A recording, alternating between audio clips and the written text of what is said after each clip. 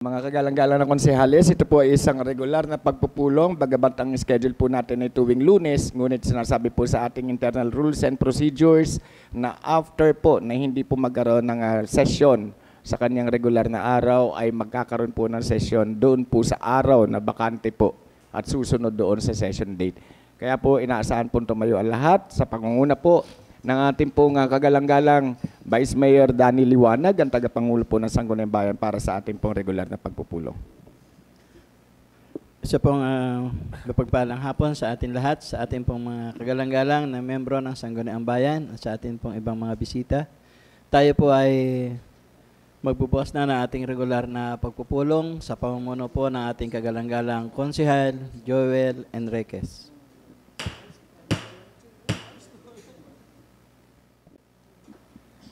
Magandang hapon po sa ating lahat. Bago po tayo magsimula ng ating pagpupulong, ito po ay kailangan po nating magdasal muna. In the name of the Father, the Son, the Holy Spirit. Amen. Makapangyarihan at mapagmahal na Diyos, sa araw na ito kami ay lumalapit sa iyo ng may pagpakumbaba at buong puso naming idinadalangin ang aming mga pinuno, lalo na ang bumubuo ng Sangguniang Bayan. Bigyan mo po kami ng karunungan na maitaguyod ang kapakanan ng bawat mamamayan. Gabayan po kami sa aming mga desisyon upang ito'y maging makatarungan, makabuluhan, at makakatulong sa ikabubuti ng lahat. Pagkalooban mo po kami ng lakas ng loob upang harapin ang anumang hamon na may katatagan at integridad. Naway ang aming mga talakayan at pagpapasya ay patnubayan ng inyong liwanag at katotohanan. Pagkaloob mo po sa amin ang pagkakaisa at pagmamalasakit upang maglingkod ng tapat at walang pag-iimbot. Hinihiling namin ang iyong biyaya at basbas sa bawat isa sa amin. Ang lahat ng ito ay tinataas sa iyong banal na pangalan. Amen. In the name of the Father, Son, the Holy Spirit. Amen. Ang pambasang awit ng Pilipinas, Lupang Hinirang.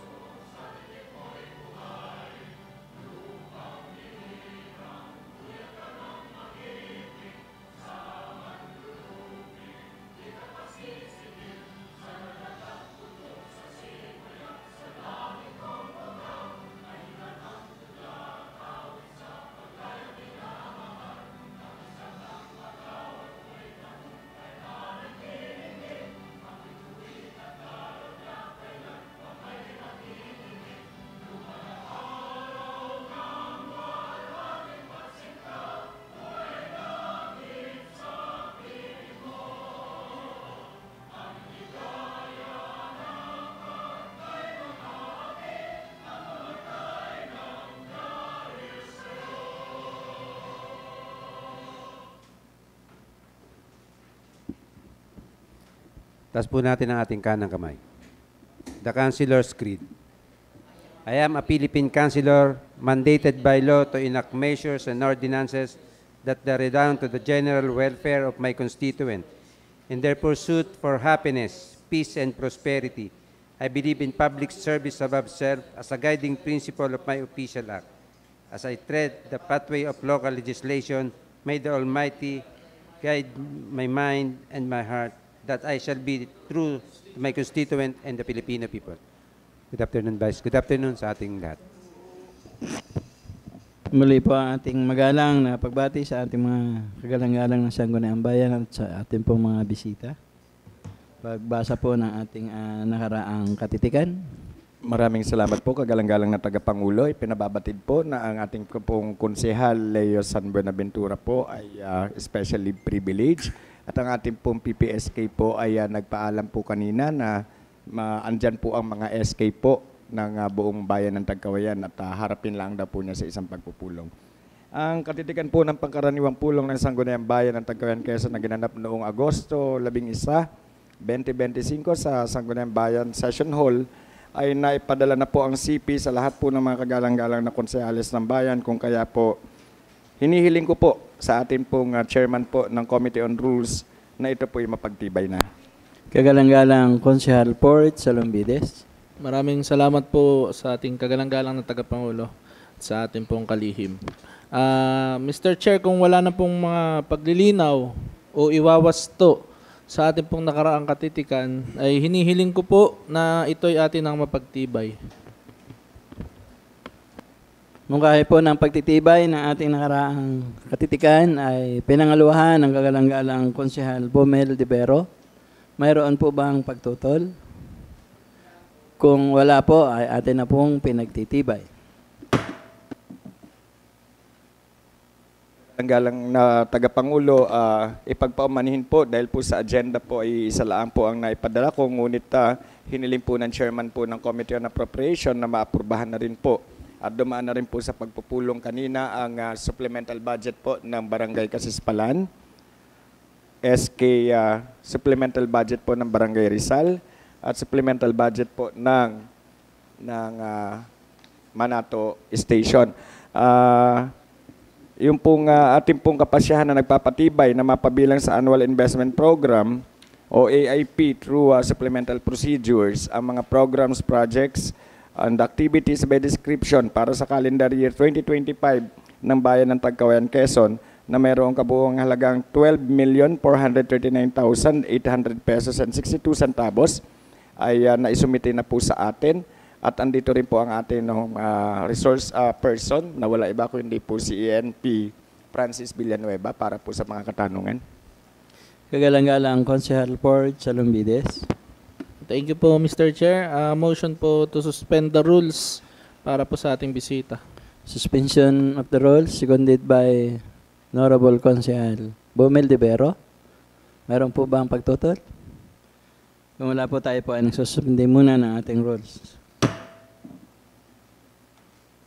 Pagkilala po sa ating MPDC para po sa kanyang gusto ipahayon sa ating Sangguniang Bayan.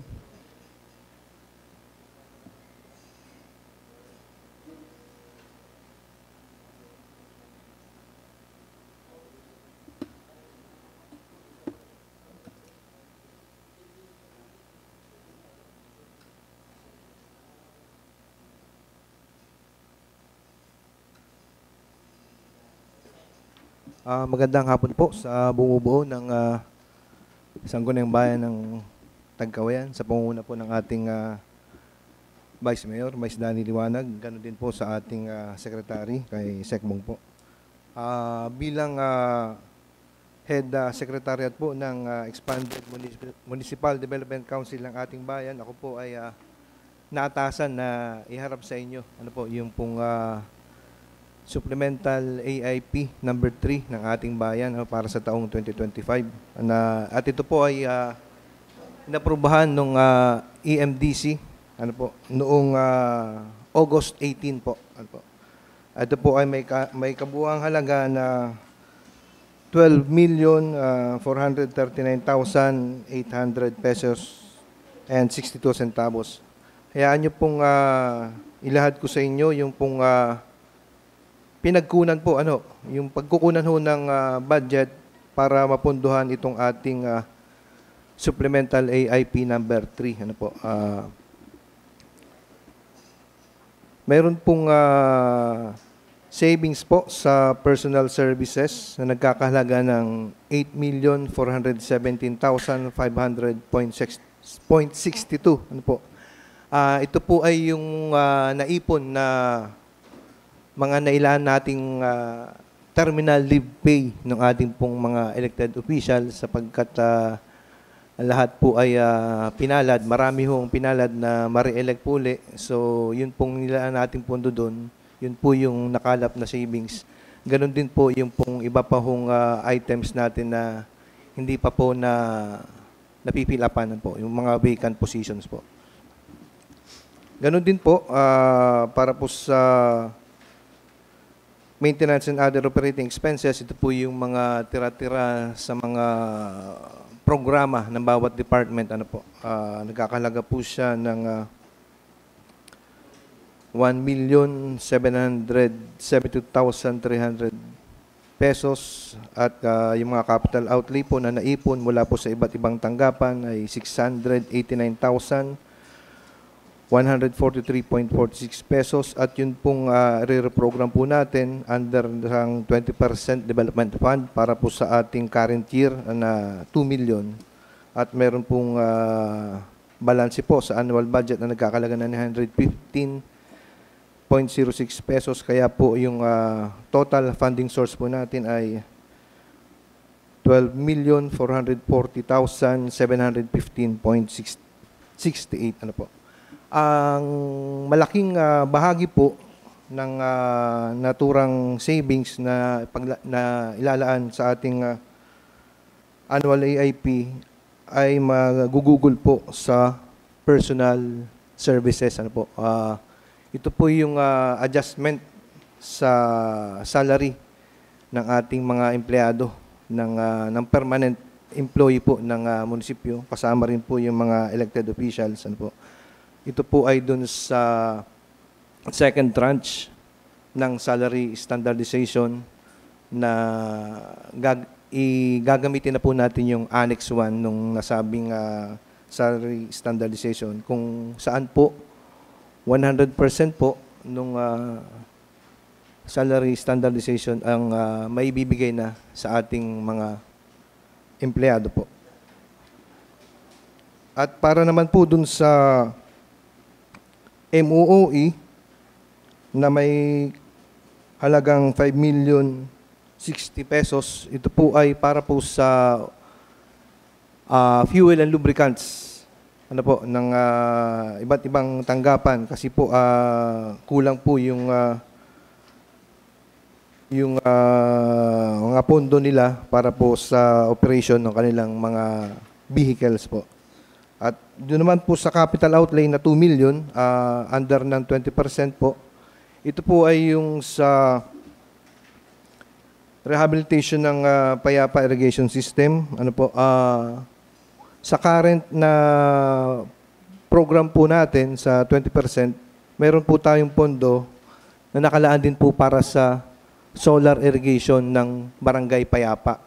So upon validation po at yun pong kadugsong na proyekto na solar irrigation system din po sa Bamban ay hindi po aabot hanggang dun sa paglalagyan natin ng solar irrigation system ng Barangay Payapa. Kaya minarapat ho na baguhin po yung title ng ating project. Imbis na solar irrigation po yung gagawin natin, i-rehab na lang po natin yung irrigation po dun sa Sakang River na masusuplayan din naman po yung mga rice field po ng Barangay Payapa. Ano po.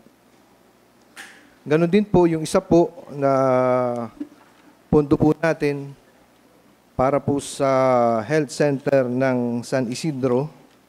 Ano po, ito po ay nireprogram natin at inilaan na lang po dun sa concreting po nung kalsada, yung access road po ng Rizal papunta po dun sa Resiliency Complex. Sapagkat meron pa hong usapin dun sa ownership po ng Barangay San Isidro kung saan itatayo yung health center. Kaya po minarapat po nating i-reprogram po muna yung proyekto para sa San Isidro. Once na maayos po nila yung kanilang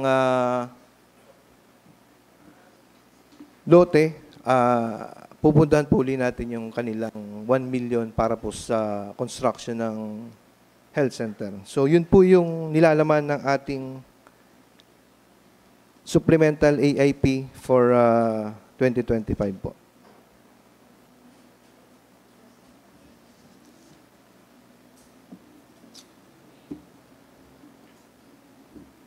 Maraming salamat sa ating MPDC at maya-maya naman siguro ay ito ay mapapagtibay na. Maraming salamat po.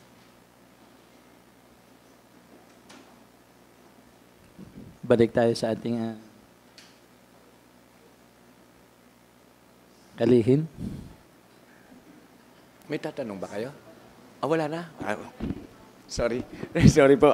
Okay po. Meron pong karagdagan po sa other matters po na atin pong ipapasok sa araw na ito, yung pong resolution po ng pasasalamat po ng ating pong committee chair ng tourism para po doon sa Nyugnyugan.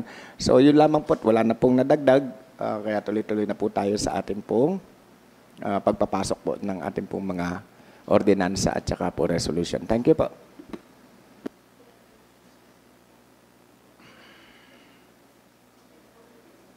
Kagalang-galang Konsehala Reby Masangkay.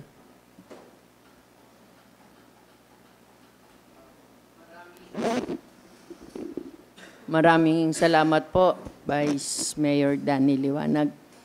Mainit-init pa ang kahilingan po na mapagtibay ang supplemental AIP para po sa bayan ng Tagkawayan na binanggit po kanina ng ating panauhin kung saan po nanggaling yung pondo at kung ano-ano po yung mga programa at proyekto na paglalaanan po. Na ito po ay nagkakahalaga ng 12,439,800.62 centavos.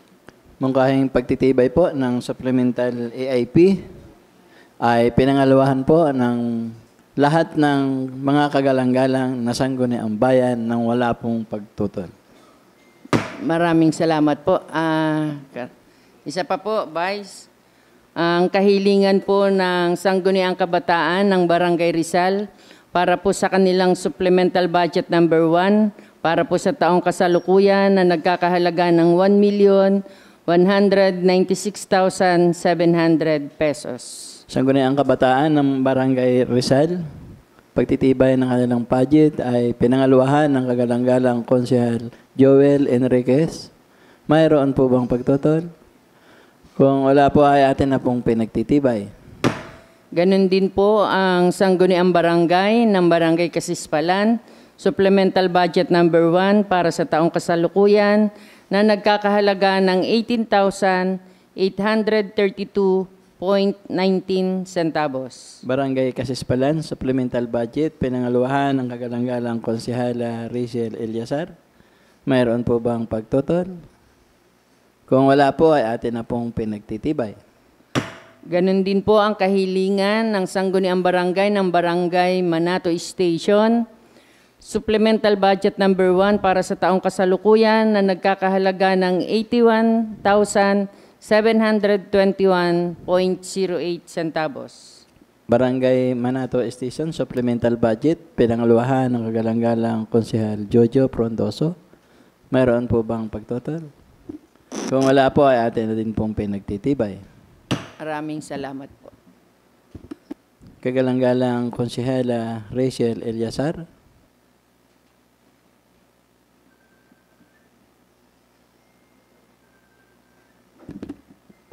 Good afternoon po sa lahat. Good afternoon, Mr. Presiding Officer, sa SB Secretary. Good afternoon, esteemed colleagues. Mr. Presiding Officer, I am honored to present a resolution entitled, "A Resolution Expressing the Profound Gratitude and Appreciation of the Sangguniang Bayan of Tagkawayan, Quezon to all individuals, groups, and organizations who contributed to the successful participation of Tagkawayan in the Nyugnyugan Festival 2025, which propelled the municipality to achieve the coveted title of overall champion." Palakpakan naman natin. Thank you po. With your permission, Mr. Presiding Officer, I will now read the resolution in full. A resolution expressing the profound gratitude and appreciation of the Sangguniang Bayan of Tagkawayan, Quezon to all individuals, groups, and organizations who contributed to the successful participation of Tagkawayan in the Nyugnyugan Festival 2025, which propelled the municipality to achieve the coveted title of overall champion, whereas the Nyugnyugan Festival is an annual celebration that showcases the rich culture, agricultural abundance, and vibrant artistry to the province of Quezon, particularly focusing on the coconut industry as a symbol of heritage and economic strength. Whereas the municipality of Tagkawayan, Quezon actively participated in the said festival and has once again proven the creativity, unity, and dedication of its people through its meaningful contribution and enthusiastic involvement. Whereas the municipality of Tagkawayan proudly emerged as the grand champion in the Negyugan Festival 2025, receiving 10 million pesos worth of projects at its deserved prize. Whereas the successful of the municipality's participation in the Negyugan Festival 2025 would not have been possible without the unwavering support, time, talent, and effort of the following: Mayor Luis Oscar Eliasar, Vice Mayor Danilo Liwanag, and the Honorable Sangguniang Bayan, municipal department heads, section heads and employees, barangay officials, Tourism Office headed by Senior Tourism Operations Officers, Ma'am Ana Villanueva, and the Kaway Tagkawayan Municipal Tourism Council, local artists, dancers, choreographers, and performers, Office of the Municipal Agriculturist headed by Municipal Agriculturist Sir Juanito S. Panganiban, of course, farmers, cooperative, and other agri-based groups, participating schools, sponsors and donors from the private sectors, volunteers and community members, and all other stakeholders who played significant roles. Whereas their collective commitment and cooperation brought pride and honor not only to the municipality but also inspired a stronger sense of cultural identity and community spirit. Mr. Presiding Officer, after the reading of this resolution, I strongly recommend its immediate acceptance and adaptation. Thank you very much. Motion po ng ating kagalang-galang na Chairman ng Committee on Tourism ay pinagtitibay at sinugundahan ng lahat po ng Sangguniang Bayan nang wala pong pagtutol para sa pagpapasalamat, pagpupugay at pagkilala sa lahat ng mga individual na nabanggit.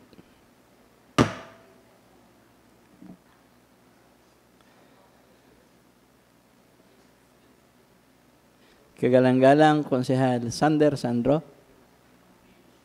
May pong salamat, Ginoong Tagapangulo, at magandang hapon po sa lahat na narito sa ating pong session hall.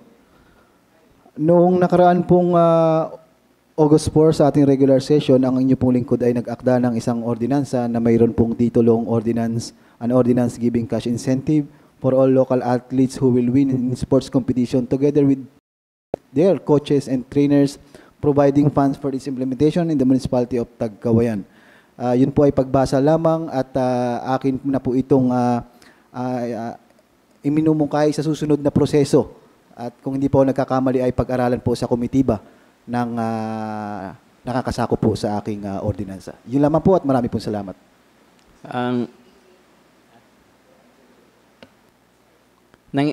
Nangyari na ang ating pinatutungkulan na may komitiba ay maasa isang pagpupulong. So makikibanggit na lang ng ating kalihim for proper committee meeting. Noted po. Kagalang-galang Konsehal for Chalumbides. Thank you, Mr. Chair. Minumungkahi ko po ma-endorse ito sa jointly mapag-aralan ng komitiba ng Sports and Education. Thank you po. So, mungkahi po ay atin pong ay pinangaluhan po ng kagalang-galang Konsehal Reby Masangkay na maipasa po ito sa kagalang-galang Konsehal kay Angela Salombides. Joint nga pala yan with Honorable Konsehal Bomel de Vera.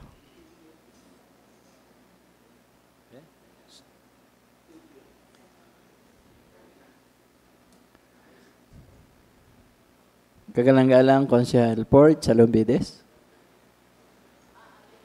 Other matters, kagalang-galang Konsehal Reby Masangkay. Maraming salamat po. Ito po ay hindi naman resolution. Ito po ay tungkol sana dun sa nabinbin nating schedule na public hearing. Dahil po sa nagkaroon po ng kasabay na schedule na zonal meet ang railroad, kung kaya po napospone po yung hearing natin. Ngayon po ay hinihiling ko po na ang public hearing ng komitiba po ng Health and Sanitation ay kung pwede pong ganapin natin ng September 4, isasabay po natin sa session po ng mga kapitanes po ng ating bayan para po isang abala na. Ang inaantay ko lang pong sumagot ay ang ating pong MHO. Ipinaalam ko po sa kanya pero wala pa pong sagot ngayon kung available po siya ng September 4. Kaya po, for confirmation pa po yung magiging schedule natin.